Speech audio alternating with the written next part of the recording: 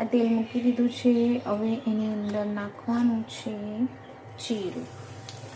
જીરું થઈ જાય સરસ એટલે આ છે લસણની પેસ્ટ અને આદું મેં છીણી નાખ્યું છે અને ડુંગળી છે એ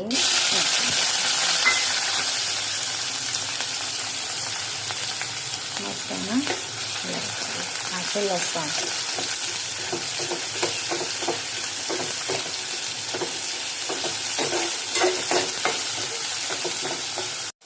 આની અંદર થોડું મીઠું નાખી દઈશું.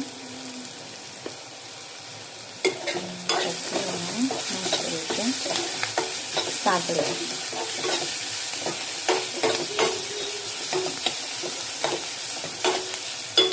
અમે કાપીને કારેલા મૂક્યા હતા અને થોડી વાર રહેવા દઈને કાપીને અંદર મેં મીઠું નાખી દીધું હતું.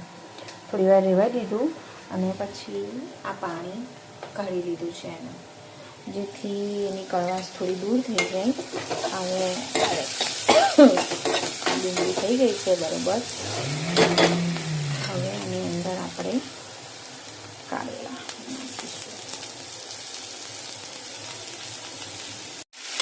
કારેલા નાખી દીધા. હવે આને સરસ રીતે હલાવી કાઢીશું થોડું. પછી આની અંદર નાખીશું ગરમ મસાલો, હળદર, મરચું,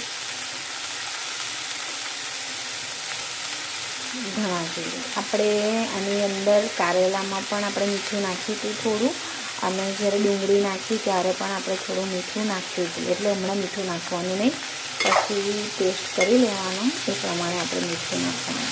કેમ કે કારેલા છે એ ઓસાઈ જશે થોડા, એટલે બરાબર રીતે મિક્સ કરી દઈશું. જો તમને તેલ ઓછું લાગે તો તમે નાખી શકો છો, અદરવાઇઝ નાખવાની કંઈ જરૂર હોતી નથી. તો આને મિક્સ કરી દીધું છે અને હવે આને ઢાંકી દઈશું. હવે જોઈ લઈએ કે સબ્જી કેવી થઈ છે.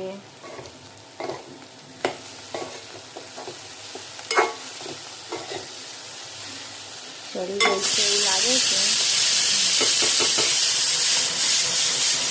હવે આ ગોળ છે જે મેં કાપી નાખ્યો છે, સમારી દીધો છે એને, તો એની અંદર નાખી દઈશું. તમે